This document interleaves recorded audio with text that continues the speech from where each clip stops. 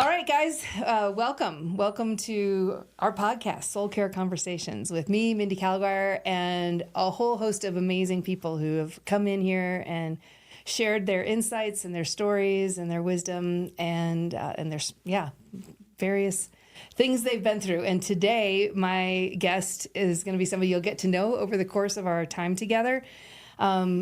But I have gotten to know Tom Beck, if that's a familiar name to some of you. Yes, my former boss was Scott Beck. He was my former boss, too. So. That we have this and many other things in common. Yeah. Actually, my former boss before him was your former boss. Recent former boss.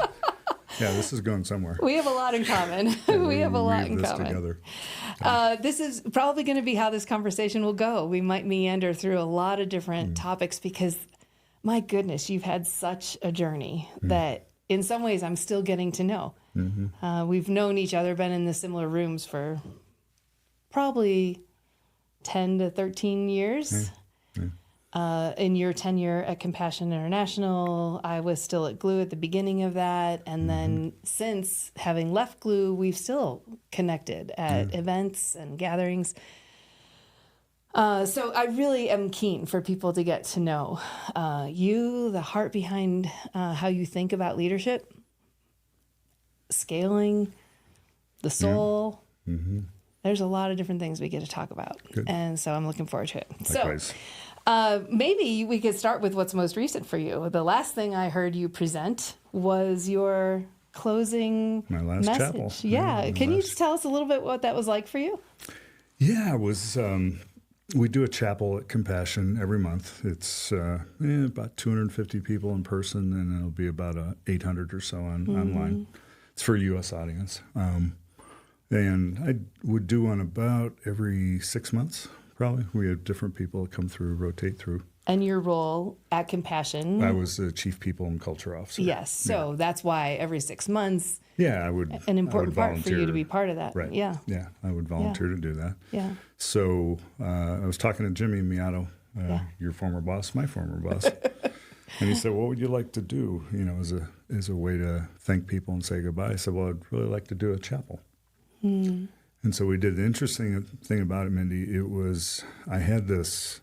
It was on Wednesday. It was on a Wednesday. The week before, I had it all structured and put together, PowerPoint and everything. And all of a sudden, it was just like, nah, I don't want to do that. Not that I didn't want to do the chapel. I just didn't want to do this highly structured. And so I basically, I don't want to say freeformed it, but you saw it. Yeah, I did. I shared it with you. Yeah, I got up on this little podium set on a high chair with a high table, and I just told stories. Mm-hmm. You know, and it was just about my journey with, primarily with Compassion. It was beautiful because my family was there. Yeah, Susan, your wife. My wife, Susan, my stepson, Charlie, and his wife, Amy, and then Nikki, my stepdaughter, and her new husband, Mark. He was there. That's great. And it was neat for him in particular because, he's on a journey. And, for him to be in a setting like that with the sense of community, he had never really experienced that before. And it was such a powerful conclusion. Your words were beautiful. The stories were very compelling. But then at the very end, when your whole team came up. Yeah, and my family. And your family praying for you in this next season. And I mean. Yeah, we had a bet earlier in the day with our CFO, Joe Wilkins, how long it would take me before I cried. How long did it take? The bet was 37 seconds. But I said the microphone has to be on, so as soon as they turned it on, I composed myself for about 38 seconds, so I won the bet. You won the bet. Well done. But the journey through that was just, it was a beautiful thing to be a part of because it wasn't scripted. I just sat down at the table and I had some ideas. You did. You had I saw a few slides. Right. A few pictures. What maybe I didn't share with you is there's a preview slide. Yeah. And then the main slide on the screen, I couldn't read them. I couldn't read. The only thing I could read was when it was the big font. Everything else was, I think this is, I never said that, but Oh, that is a presenter's nightmare. I've had a couple of those happen. I said, well, this is in First Thessalonians. You can see somewhere. That. Right. Oh, and this one's in Ephesians. It talks about, being an encourager and something like that. But yeah, my glasses weren't strong enough to be able to read. That's hilarious. Yeah, so I was just I wouldn't say I was winging it, but it was... You were so composed. There was a part of me that was like, not... Freaking out. Moderate amount. Yeah. But haven't done it so many times. Well, you've been through enough freak out moments in a career such as yours that I'm sure this didn't probably even register among them. But it was just a nice way to wrap up 2 decades of partnership with them. That's beautiful. Yeah. Beautiful. Yeah, because you were initially a contractor as a advisor, consultant, and then moved into the very significant role that, having known Jimmy and worked with him at Willow and then in the years beyond, your area of domain is one that is very dear to him. Yeah. And so the culture of the organization, the heart of what makes a ministry move is something we talk a lot about here on this podcast in various contexts. And I just know, that was something he and I always shared a lot of common belief that a healthy culture would be game-changing to the outcomes of an organization and not incidental, not just people having pizza parties and... You know what I mean? It's like it actually really matters. I had a client or a consultant we worked with once, and he said, look, if it's hanging on the wall, your values or your culture or whatever, and it doesn't reflect reality, it's just marginal artwork. Marginal artwork, yeah. It's not even good artwork. It's not even good artwork. It's marginal. Yeah. And, I think it almost has the reverse effect, because then everybody knows it's not what they're experiencing, and yet it's up on the wall, so it's like... the organization is tolerating something other than what we hold up. Yeah. Yeah. I mean, I'm a firm believer from a leadership standpoint of people notice more of what you don't do than what you do in terms of what you tolerate and behave, whatever it might be. Yeah. What are some examples of that, of what you tolerating, where we tolerate what we're not doing? Yeah. A lot of it comes, I think, in the... ministry cultures in particular, and I did consulting for a lot of churches and ministry, so this isn't unique to Compassion, but there's this element of niceness, but not kindness. Nice being, we're, happy, everybody loves each other, and then, but being kind is speaking the truth in love. Wow. And so the tension of, like I was saying, with the things you permit is not addressing whether it's behavior or something that doesn't work right. And in my case, 90% of what I dealt with was with people. Yeah.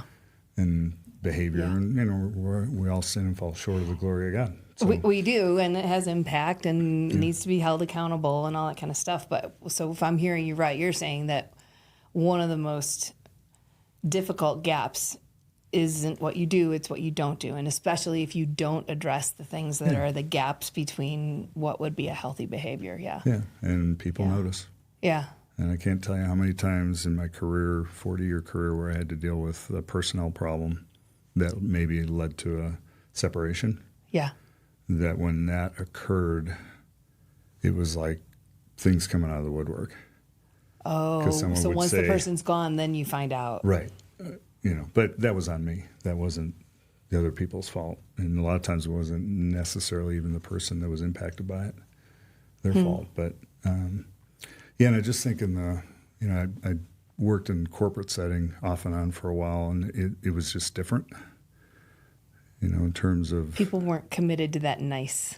No, they weren't committed to the nice. They also, there wasn't this calling component that's built into it. Can get sometimes a little, I wouldn't say confusing. It's just this sense of God called me here. I must be here. It's the right reason. And you go. I've talked to somebody within the last 24 hours who is staying in a really hard context. A leader, young leader, all kinds of potential. With an overwhelming amount of work and not having learned the negotiation of setting boundaries and stuff like that just early on in career, but dying inside, and it's gonna flame out. if it doesn't get addressed. And yeah, those are hard things. The sense of calling is what keeps people going. It's a real I remember talking to some of it. the Gallup team that Compassion brought in early on, and they brought me in as a advisor into their evaluation of some of the research they were doing with y'all. And they were the ones that talked about how in Christian organizations, because they work with all kinds of organizations, they would always feel like the alignment to the mission of the organization would always be so high that it would mask everything, other things that the data was saying. That was, we at Compassion, we get the Gallup Great Place Work Award every year. We did when we were working with Gallup, and that was what they said, your alignment, there's the Q12. 12 questions, right? Yeah. One of them was alignment to mission, and we were in the 99th percentile every year. Right. And, there were other things that was a really interesting, the Q12 was really interesting because I talked to them one day about it, and I'm like, I have a best friend at work, for instance, globally was hard because in our cultures and contexts, so we worked in the 29 countries around outside the U.S., they would be like, what does that mean? Right. But to them, to Gallup, they said what it really means is I have trusting relationships at work. And I said, can we ask that question? Yeah. And they said, no, there was research and science behind it. It changes the validity of it. To your point, Mindy, that alignment to mission is so sticky. Yeah. That a lot of people, and myself included, you find yourself in situations where you're like, it's worth it. Yeah. The cause is worth it. I think anybody listening who's in a highly missional organization, whether they be churches, global nonprofits, missionaries on the field, the work becomes so compelling and it's so immediate and it's in front of you and it's demanding and it needs you. And so if the culture is a little wonky or goofy or worse, you sort of endure it because maybe this is part of it, but man, when cultures are brave enough to name, here's a thing we're going after. This is a thing we've noticed. It needs to change. And here's how we're taking action on that. And I think that's commendable. Every culture is going to, like you said, we're all sinners. One person asked me, do you want to come to work at this place? It was many years ago. And I basically said, because I had no illusions about how crazy some of the environment was. Again, this is very long ago, but I was like, I can't think of 300 sinners I'd rather throw my hat in the ring with. It's like that, my own sinful hat in the ring with all of you all, because that's just the mess that we move into, and to think differently is illusion.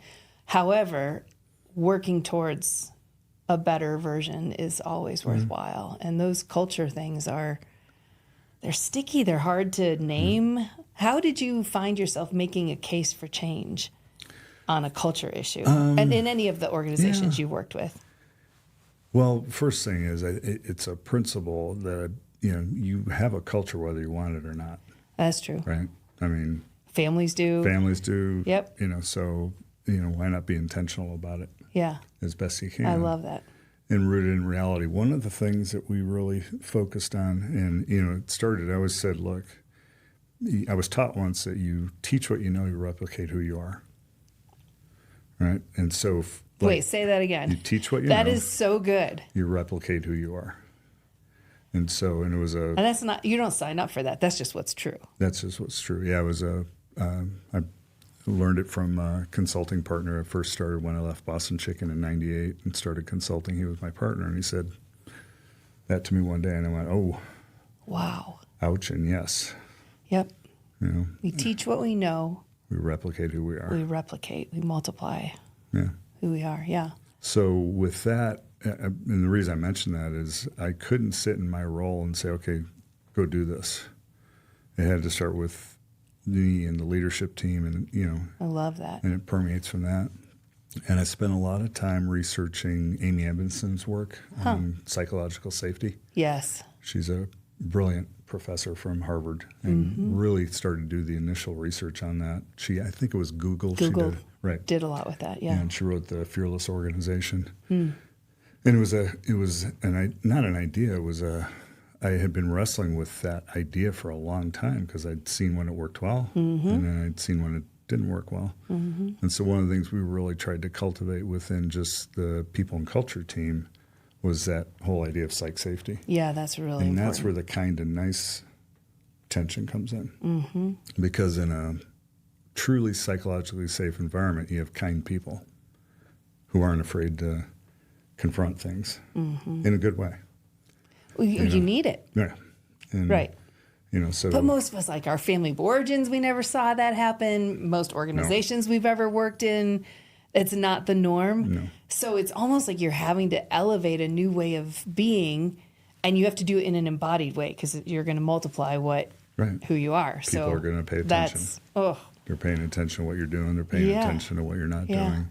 So could you define psychological safety just for maybe somebody that's like a new thought for? My definition would be you create an environment where people feel, first of all, that they can fail.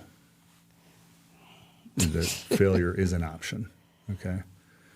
And repeated failure, different topic. But failure. But, learning through mistakes, having candor within a team that, I always believe that trust, it's another one of those things, hey, we're going to trust me. It's like, no, that's trust is not a behavior, it's an outcome.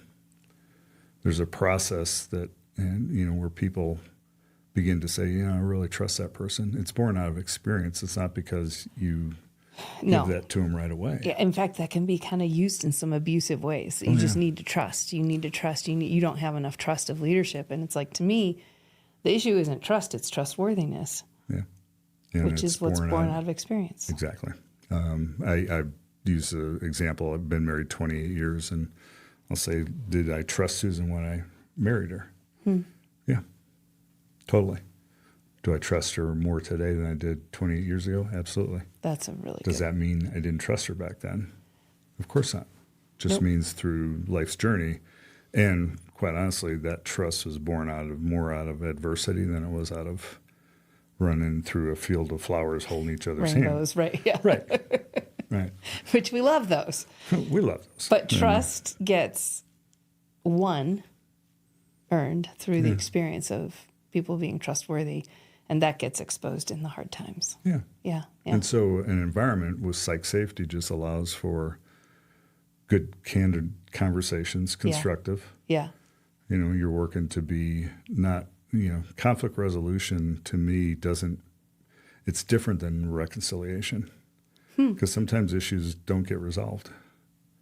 Sometimes in a leadership role, we talked about it earlier over lunch. Oh, you got to say that line. Okay, well, that is such a good line. Well, it's one of my favorite movies. It's Crimson Tide with Denzel Washington and Gene Hackman. And there's a scene where Gene Hackman's talking to Denzel Washington and finally says to him, look, we're here to preserve democracy, not practice it. I am the captain of the boat. And that doesn't mean, pushing people all the time, telling them what to do. No. But there is in that moment, at that time, in that circumstance, that was what was required. Right. Yeah. And so that's what I mean by it doesn't always mean conflict resolution, but I think what we're called to as believers is reconciliation. And so it doesn't mean you don't get things resolved. You do come to resolution. It may not be what you want or what you thought was the right thing to do, but psych safety also creates an environment where people are, they're 100% for you in those settings. They may not agree, but when they leave the room, they shouldn't be going down the hallway saying, "Oh, Mindy, Mindy here we go again. Here we go again. This was really bad." Yeah. But I tell you what, that it takes so much work to create the right environment. It's never perfect. No, but it's a goal. It's an aspirational thing. It's progress simply to name it. Like, we would love our organization to be the kind of place where hard conversations can happen, and we will be kind. Yeah, you can be kind. We won't be the kind of nice that sweeps everything away. Right. We will be kind. Because Henry Cloud has a thing about the leadership wake. Yeah. Of results versus relationship. Yeah. And extrapolated out something one time. I was explaining it from my perspective was, look, if you have a high focus on results and you don't have the investment in a relationship, over time that can become abusive. Mm-hmm. But if you have the relationship side without a focus on the results, it can become enabling. Mm-hmm. And so you're trying to find this. And you never get where you're going. Right. You never get where you're going. Right. But, so it's the performance side versus the relational side. Yeah. And the relational side, you'll pay a price if you're not performing. But it's hard to perform when you don't have the equity in the relationships. Mm-hmm. And so that upper right circle on a graph would be where you achieve good balanced performance, but it's also, that's where psych safety sits. Yeah. That's really important. Yeah. We did a whole research study we talked about in one of our earliest podcast episodes for people who are serving as missionaries in the global South. Mm-hmm. And it uncovered some of these really toxic narratives that people enter or acquire along the way in that kind of work. But I would say in any kind of missional work, it can sort of creep in. And some of the ways that they experienced their leadership above them in their organizations revealed the lack of what we're talking about here.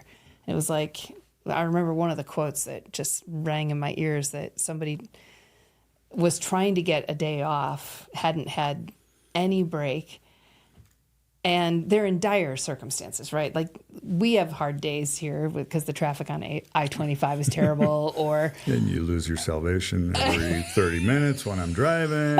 It's been known to happen. Yeah, but you're absolved. We're all good. I get baptized every time I show up at a new place. I'm like, okay, let's get rebaptized.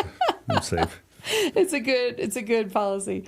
No, I totally don't remember what I was going to say, but I think what I was going to say with these missionaries in the global South, that they end up with these responses from an unhealthy, and I'll say it might not be the whole organization, and we surveyed people from almost a dozen different organizations, so it was not about any one organization, but from all these different organizations, and they would be met with stuff like, if you think you're working hard, you're not working hard enough. Mm.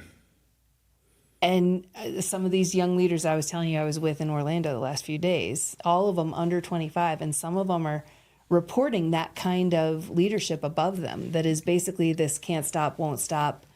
And if you think you're going to stop, there's something wrong with your salvation. You're not losing your salvation on I-25. You're losing your salvation if you're asking for a day off. Mm-hmm. It's like, whew, that's heavy. So anyway, I know you and Jimmy, myself, and many, many others are part of, I believe these norms are starting to change. Mm-hmm.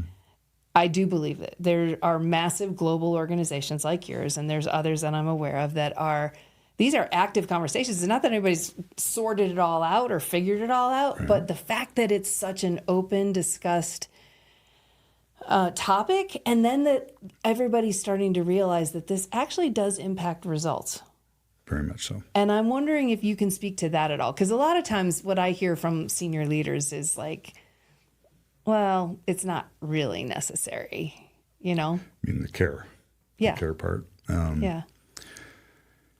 Yeah, I can, boy, I go, my work anniversary, I would say my professional anniversary starts in August. It would be 40 years this August. Isn't that cool? Yeah. Some people would question if it's been professional the whole time, but I like to think so. I'm sure it has been. Yeah. There's been a thread in that for a long time, and you see a lot of research coming out now about authenticity, transparency, care. The phrase I've heard, people won't know how much you care until you show how much you care for them. Mm-hmm. And what does that look like? And I've struggled with the boundaries myself. Yeah. We were joking before we started this that I've been up since 3 watching, because I got up at 3 o'clock this morning to watch the British Open golf tournament. Like, who does that? Well, I do. All right. But my work habits started to bleed into my team. Mm. And yeah, you are a very early riser. I'm a very early riser, and I never felt like it was me saying, "Hey, you gotta." Where's that? I sent you that email at 507, it's 510 words to response, nothing like that. But it's one of those things, again, where your people pay attention. And all of a sudden, when I'm sending emails on the weekend, I'm getting responses. I'm like, oh, good, they're working hard. Bad. And so finally, I got called on the carpet by somebody in my team, and they said, hey, don't do that. Like, that's precious time for me and my family. If you need me, text me. Yeah. And then they taught me how to do the... Send it Monday morning at 8 a.m. But no, 6. Okay, 6. Yeah, it would come out at 6. And they go, oh, my gosh, you were working all weekend. They got 20 emails at 6 a.m. It would come flying in.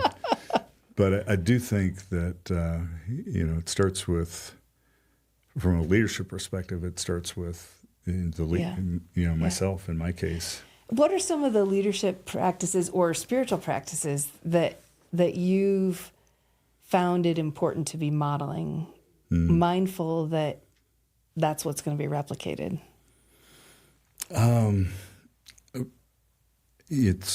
I'll start by a little bit of a definition of a spiritual practice. Yeah. To me, is a lot less structured. Yep. So, for instance, active listening.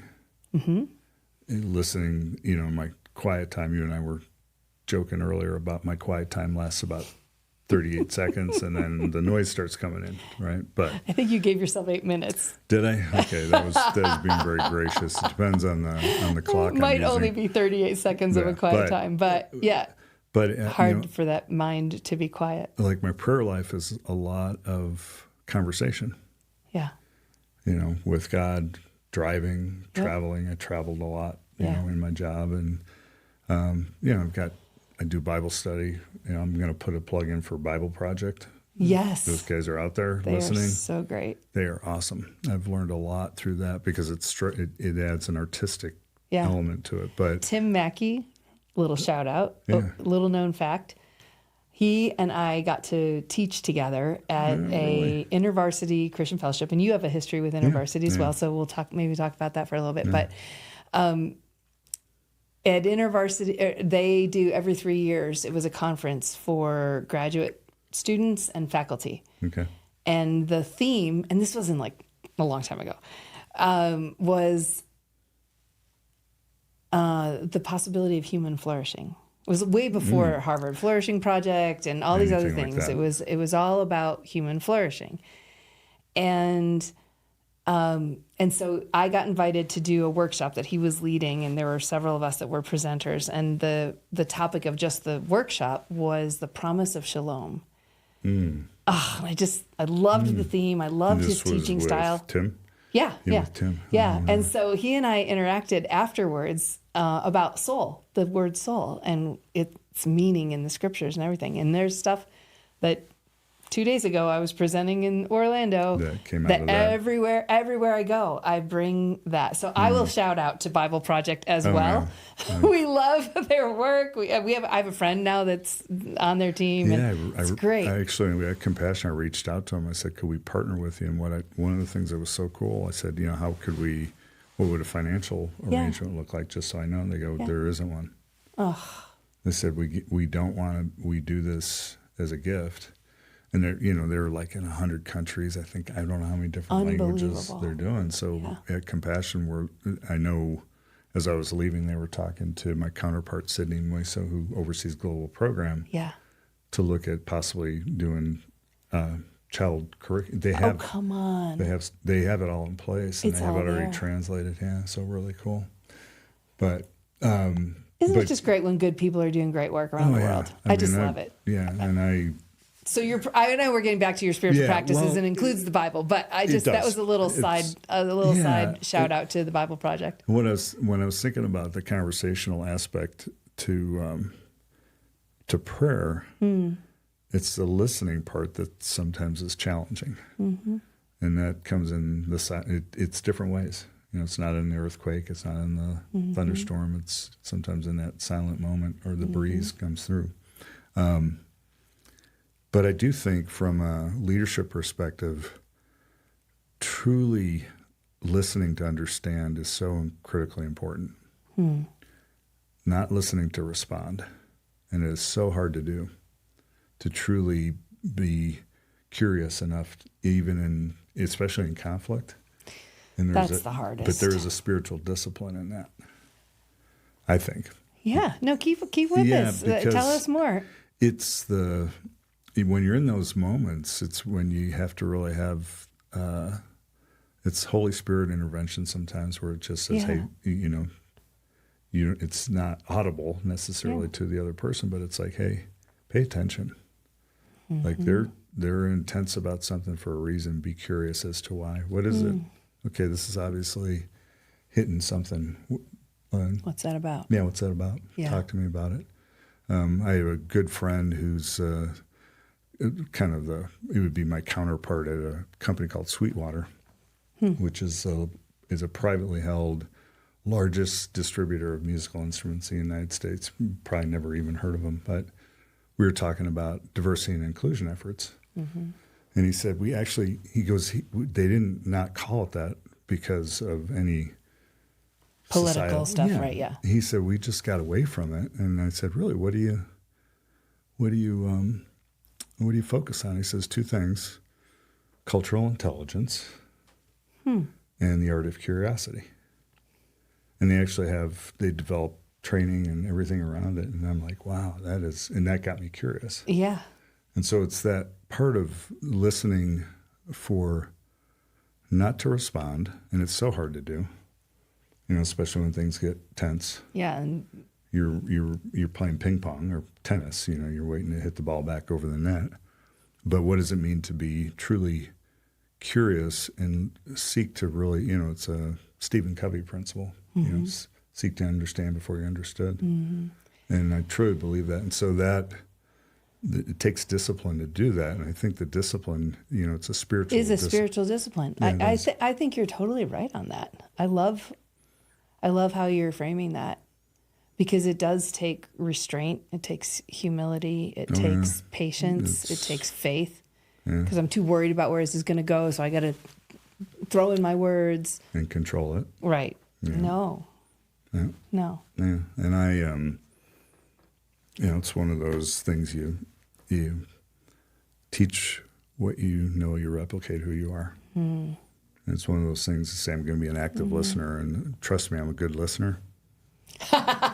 Okay. I have a guy that I worked with for a long time, and he would say, I don't mean to be critical, but, and I'm like, here it comes. Yeah, this is great. Not. And he would be very constructive in the course of that. But, it's one of those things of, trust me, right? Mm-hmm. Mm-hmm. You earn it. You don't, profess I remember at a church I used to work at, they had these big hallway monitors that were advertising various different new courses. Well, it was at Willow. You and I were both there. Yeah, we were both remember there. Those monitors that they would have this class is this time, this class is this time. And it was a well-intended thing, but it always cracked me up. There was a whole class on critical thinking. And I was like, that is one thing Christians don't need help with. It's the only army that shoots its wounded. Ooh, so, you remember Jim Deathmer would talk about that. Oh, yeah. Mm-hmm. Yeah, I remember that. Yep.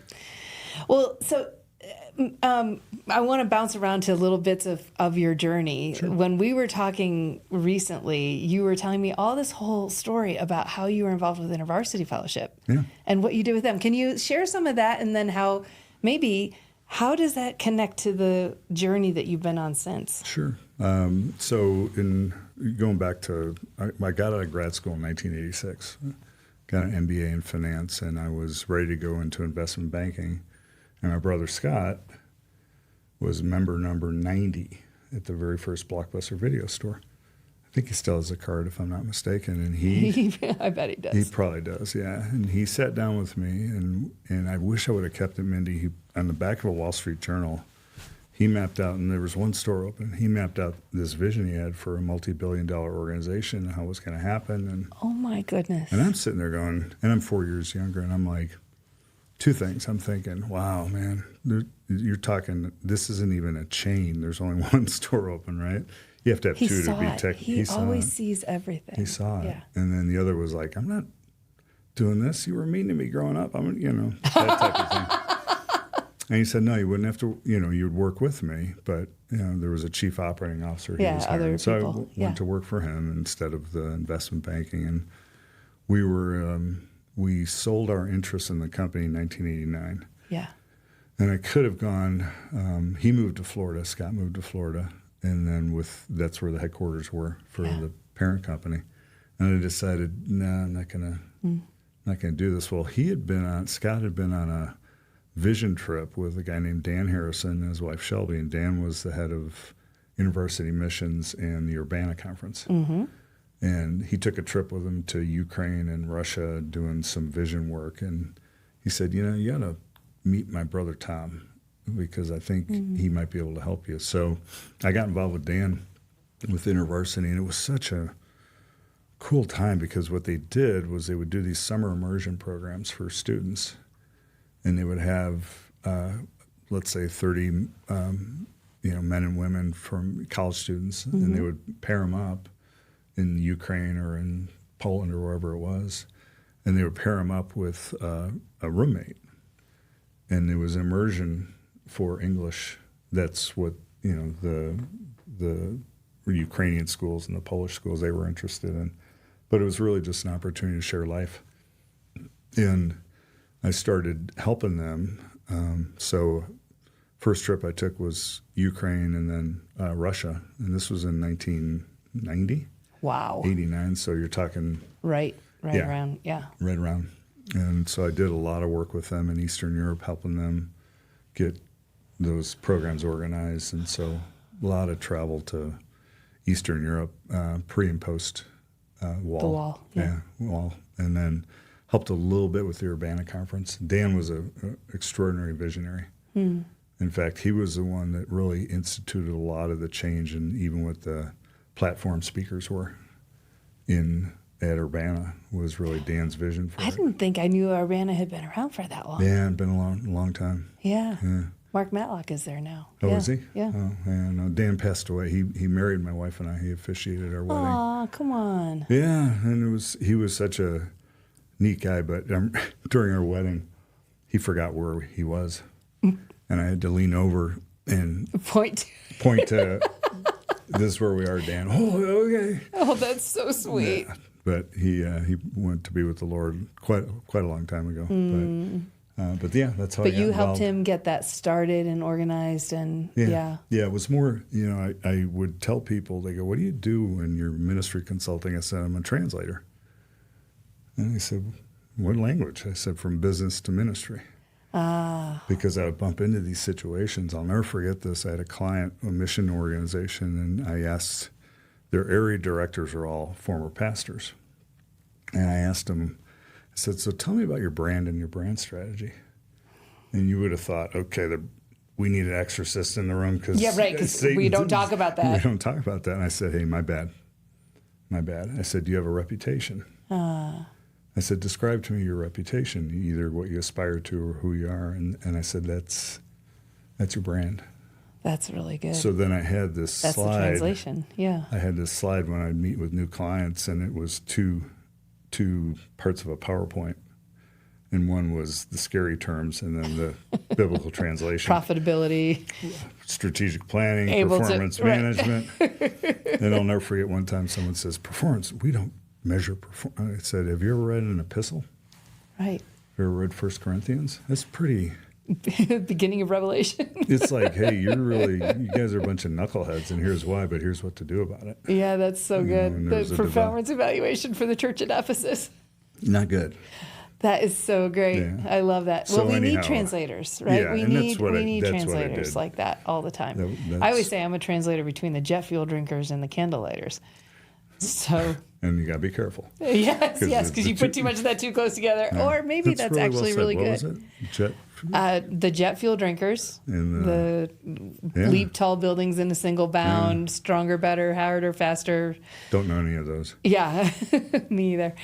And the candle lighters, the ones that want to light a candle and be serene and listen. Yeah. Be quiet, and both, I think, don't trust each other. It's kind of like your situation, the business and ministry, right? It's like they don't trust each other. They don't speak each other's language. And yet they deeply need each other. And that's it's not like which one's right or wrong. To me, the challenge, the beauty, the opportunity is one of integration. And how are we helping integrate these ideas? Yeah, it's the relationships and the results. Very much. Yeah, it's the wake that we leave. It is that. Henry Cloud's been integrating that for a long time. Yeah. All right, so brag for a minute. Talk about the kind of corporate responsibilities you've had and what kind of seats those were. Right out of grad school when we started Blockbuster, I got into store operations. I was actually a store opening coordinator. I would go city to city and do new store launch. A lot of fun. Hard work, but a lot of fun, a lot of hours. I was the first employee in our group to have a cell phone. Oh, wow. 1987, yeah. You were a technophile, too. Oh, yeah, I was totally. Yeah. I had a little briefcase and coaxial cable screw in. Was it the big kind? No, it looked like something from World War II. It had a cord on it, and I'd be like, hey, crank the thing up. But I was in store, and my boss, he was tough as nails, but he was really good at developing people. And he just said, hey, you can keep doing this, but I think you could be a store manager. Really? Yeah. So there was a high volume store in Detroit, Michigan, and I moved there. I was living in Chicago. So I took over that store, and then they asked me to take over and open up the Detroit market. So I was doing multiple store, and then I moved to Chicago and took over the region. Midwest. Midwest. So I had Chicago, Milwaukee, and it was a lot. It actually was too much when I think about it. I was about 27 or 28 years old. Goodness gracious. I had about 800 employees working for me. And that was the problem. They were working for me. You know, I kind of had this, I'm bulletproof. And to this guy's credit, you know, he had these great sayings. And one time I said, so I was 6 months in this role with big responsibility. We were opening a store every week, you know. We were hiring about 100 people a day, I think. My goodness. So it's all heady stuff. And Operations I'm like, yeah. And I'm like, so I actually said to him, I said, so, hey, what's next for me? Right?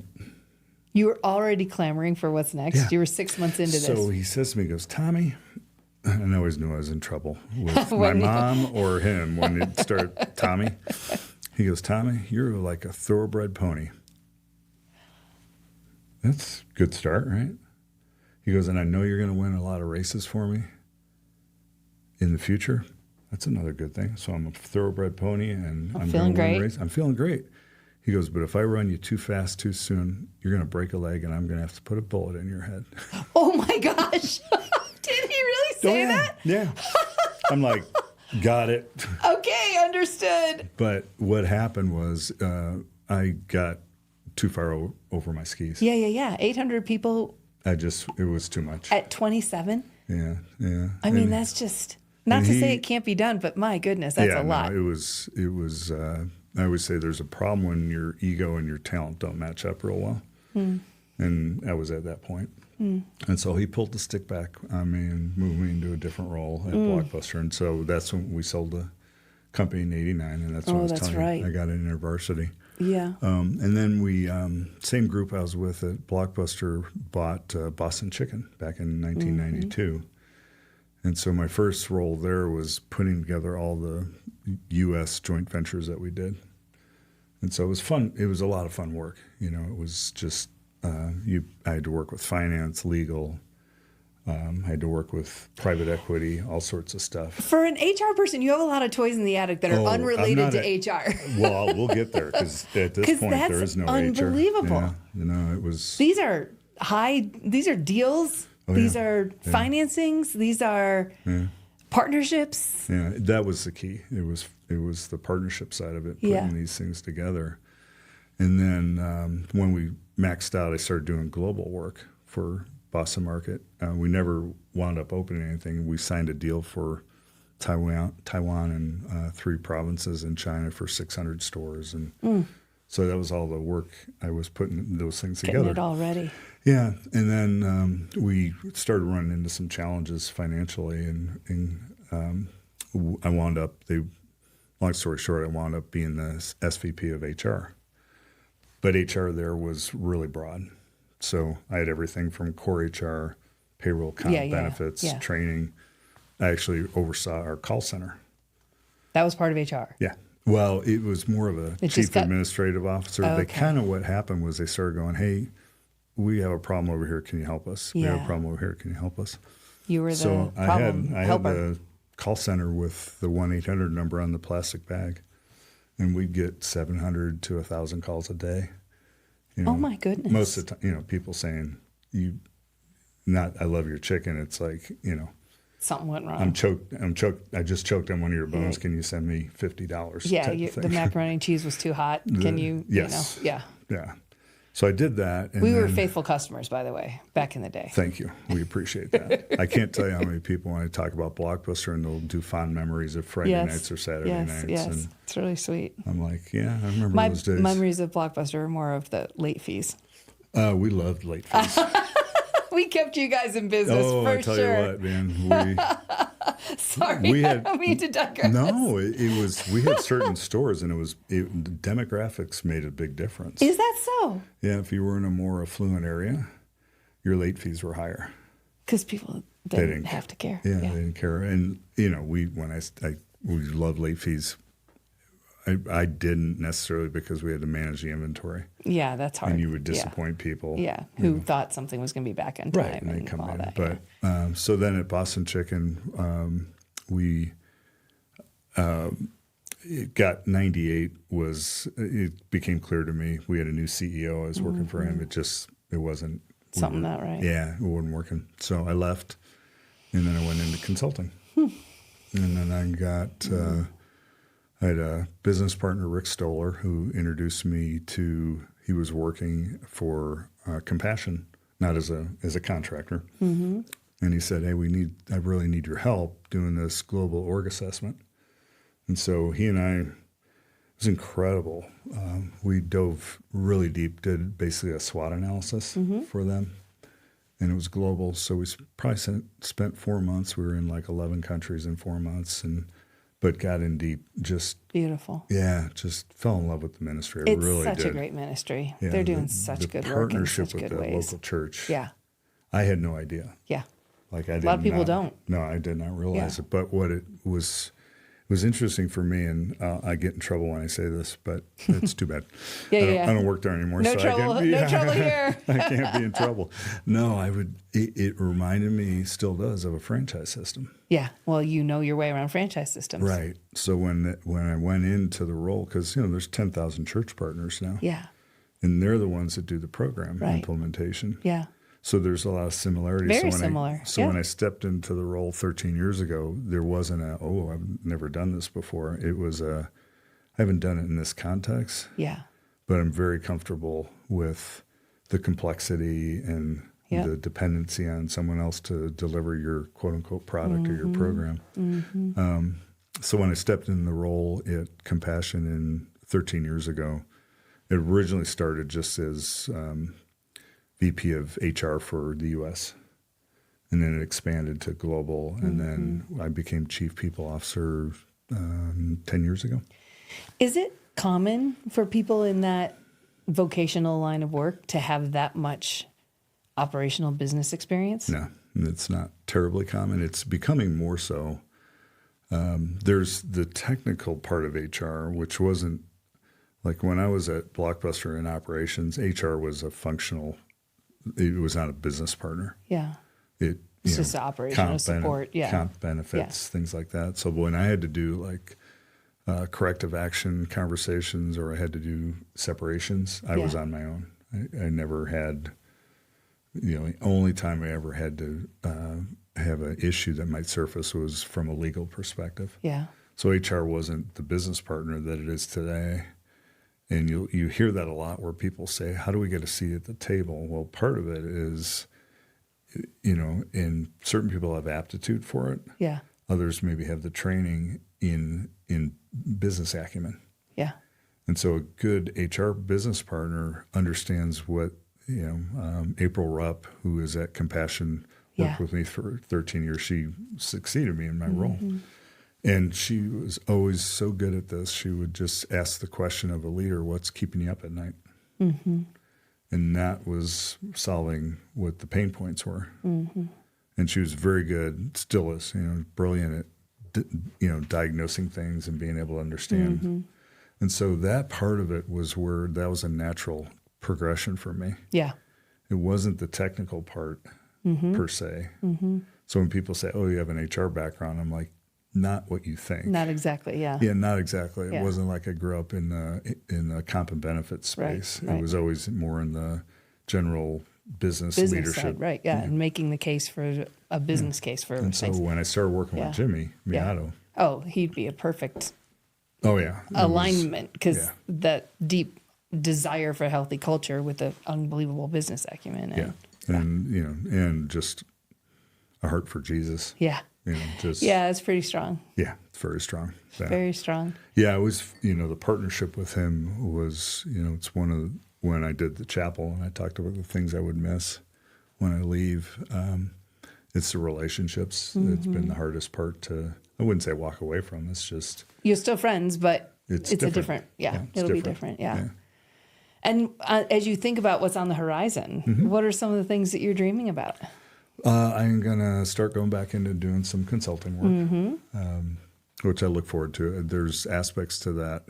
I had an executive coach that talked to me about, what's the age of being a sage? And I have to be careful because I don't want it to sound, I'm a sage. But 40 years of... I think that qualifies. Well, kind of... It's not about this... how old you are. No, it's just a lot of cuts and bruises and scars. And everything. A lot of learnings, a lot of wisdom. So coming alongside other ministries, churches, nonprofits, mission-driven to really help them through organizational challenges and leadership opportunities and coaching. Well, you just have such a wealth of experience on so many different levels that any CEO would be just so wise to be like, hey, can you just look over my shoulder and help me see what I'm not seeing? That gives me joy, actually. That was the thing, even in the corporate roles I had was, people say, Jimmy would always ask this question in an interview. It says, what gives you the greatest joy? And for me, it was always seeing people flourish and either being a little bit part of it or, whatever part. Quick story was back in Blockbuster Video, back in Detroit in 1987, the first store that I managed. I was doing a performance review with a 16-year-old, I think his name might have literally been Timmy. And at the end of it, I always asked, okay, do you have any feedback for me or anything I can help you with? And he says, yeah, Tom, because of you, I go to parties. I'm like, oh my gosh, my legacy is this kid, long-haired kid showing up, guzzling beer, who knows what else he's doing at this party. He says, no, you taught me how to look people in the eye. And it stuck with me because then he went on to explain, you gave me confidence. And it was, he would be looking down. I go, hey, you owe it to yourself and to the person to just look him in the eye. It's okay. You changed his life. I don't know. Yes, of course. It was just that Think nugget. about that, yeah. It was just that little nugget. And then being able, and having that done to me, like the Jeff I was telling you about with the, I'll have to shoot you in the head. There were so many things along the way, and I have certain phrases I hear that I don't like. And one of them is when somebody says they're a self-made fill in the blank. It's not real. Right. I just sit there and go, no, because somewhere along the way, no, somebody somewhere. Somebody took chances with me. Somebody believed in me. Yeah. A quiz. I have a quiz for you. Oh, all right. Ready? Sure, always. Name the last 3 Academy Award-winning movies. Oh God, I have no idea. Okay. One more question. Barbie might have been in there somewhere. I don't know. Ooh. Probably not. Yeah, I don't know. Sure. Popular, maybe award-winning. Maybe Academy. All right. Oppenheimer. Okay. Didn't Oppenheimer and Barbie come out at the same time? Yeah. All right. One more question. Go. Who was your favorite teacher growing up? Oh, well, yeah. I've had several, but yeah. That's the point. People don't remember. No. When I got the asked accolades that everybody works so hard for. Yeah. When I got asked that question, the first besides my brother and my dad, it was a teacher, was Mr. Morey. Back in junior high. He was my football and basketball coach. And he intervened in my life at a time he just kind of had a sense he saw some things that I needed to have a conversation about that couldn't have come from my family. So that's the joy part for me. Yeah. And even today, to look at, could I help leaders and organizations, that gives me joy. Yeah. To see people go, oh, thank you. Yeah, it gives me joy to think about how many leaders now in a variety of places you could help release into greater fruitfulness, greater flourishing, organizational, missional accomplishment, and soul health for them. Yeah. I can't believe Barbie made its way into this conversation. I know, it's a little lame. I haven't seen it, so I have no idea if it... Well, it was a cultural experience, that's for sure. It was a cultural moment. Okay. And so I try to pay attention to what's going on around. You are contemporary. I get it. And my son and daughter-in-law wanted to go too. And we just go. We go. But I felt like it was... I went to go see... what was the Wakanda? I went to go see that for the same reason, is because my social media was blowing up with people talking about... What's it called? Well, it was Black Panther. Oh, Black Panther. The Wakanda is maybe that was the second movie. Yeah. I don't remember. But anyway, people I love and care about were like in their African regalia outside the pictures, the marquees at studios, and just like I was like watching this wave of something happening, and I love paying attention to that and seeing what is capturing people's hearts and imagination right now, and what does it mean. The other thing too is it's so fast. Yeah, it moves and goes. Well, just life and social. We were talking about over lunch, social media and all the things, and trying to keep current. And I try to be a learner, but. Well, you just had a LinkedIn post that it's blowing up, right? No, I don't know. 40 people replied to it exactly. Blowing. I don't know why I call that blowing up. There's only 1 0. There's only 1 0 after the 4. So yeah, I don't think that qualifies as blowing up. Oh, it does. I'm sure. If there was a K after it. Yeah. All right, fine, whatever. Maybe by the time we're done, it'll have gone. Well, it's funny because I had some help with it, and someone read it and they said, "Well, I didn't know you were so eloquent." I was like, "I'm not." I said, "I'm very good at subcontracting." At hiring out. Yeah, so I did. I had somebody help me. I gave him he goes, "Hey, your ideas, your thoughts." Right, yeah, it's exactly. not like he wrote it and said, "Is this you?" And I'm like, "Yeah, pretty close." I'd be like, "Here are my bullet points," and Love we kind it. of worked our way Love through it. So. Well, I'm gonna make sure I'm following you on LinkedIn. Yeah, you do that. Okay, good. Thank you. You could make it up to 41. I will. Right. I will. Like. You can count on me for that. Right. All right. 2 last things. One, it's good to know how people can find you. So LinkedIn is a good way. Yeah, LinkedIn's a good way. Yeah, because if there's I never know who's listening to these things. And I hear sometimes about some pretty significant leaders out there that are doing really great missional work, who care about the souls of their employees, their team. They care about their missional outcomes. And I think it would be great for people to get to know who you are and how to get in touch with you. Yeah, so we'll put some of your... Because the other thing, for the work you're doing, because you've done work with us at Compassion, leader care is not leadership development. It's something different. And what you're focusing on is so critically important. And leadership development is important. It is. All right. But there's a holistic element to what you're doing that brings a balance to it. And in fact, I was sharing it with a friend of mine this morning, a guy I'm mentoring over breakfast. And I told him we were talking today. And he said, "What's she doing?" I told him, he goes, "What does that mean?" Yeah. What do you mean by leader care? What does soul care mean? He's, a follower of Jesus. Yeah. No, those are still pretty uncommon terms. So. In fact, when I was doing this presentation for these emerging leaders, the woman that introduced me, it was kind of funny. She's like, I've known her for years, and she's like, I'm a big fan of Mindy's work. She walks with, she talks to me. She was saying all these kind of great things. And then she said, but it's like the most unpopular topic. Oh. I was like, exactly. And I was like, thank you. I'm so excited to come and tell you about the most unpopular thing.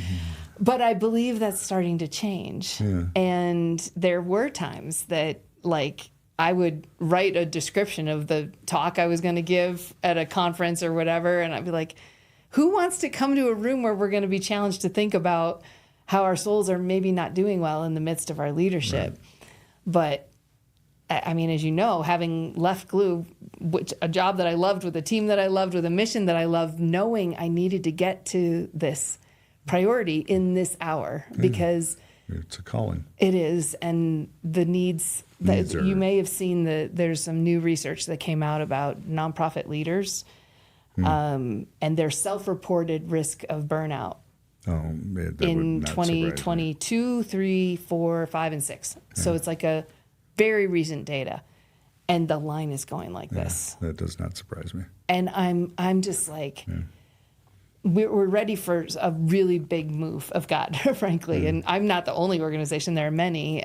But like, how can we help address and change these norms? Like I was telling our team in this group, like, wouldn't it be great? There's a headline 5 years from now that is like the burnout rates have dropped and plummeted because of a new way of life that people are beginning to embrace. Like that's what I want. You know, I saw something that says the only people that at the end of your life are going to remember all the late nights, the emails, working on the weekend is going to be your family. You know, and wow. Yeah. Yeah. And so I understand I understand the toll it takes and the burnout, and it's personal responsibility as much as anything else. It is. Sometimes we get into circumstances where we think it's the organization's fault, and it's nobody can help you sit before the God besides you. Right. And whether you're driving or out for a walk or however you're doing that spiritual practice, it doesn't have to look a certain way. Right. But only you can interact with God and receive your life from Him. So that's the thing I'm trying to help with. And anyway, it's still a good talk, I hope, even if it's the most unpopular topic. I love that. Nice way to. Well, it's a room full of jet fuel drinkers. Yeah. And I know my audience. That is me. I mean, I get it. I totally get it. As I sip on my coffee on a Friday afternoon, right? Like that's just how we go. Diet Coke, so it's all right. So we have a new tradition. Okay. With our Soul Care Journal, which we just released last year, in partnership with our spiritual directors. Okay. Who? Oh, this is so fun. Oh, it was Mark Buchanan who was here last.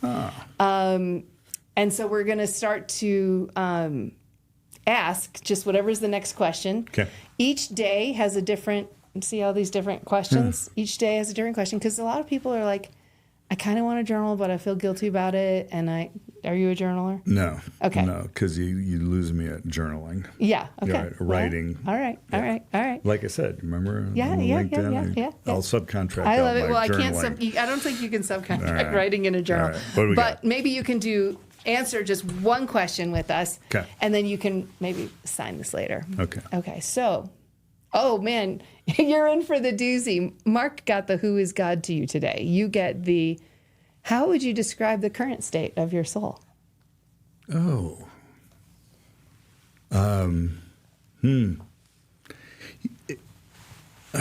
The first word that came to mind is recovering.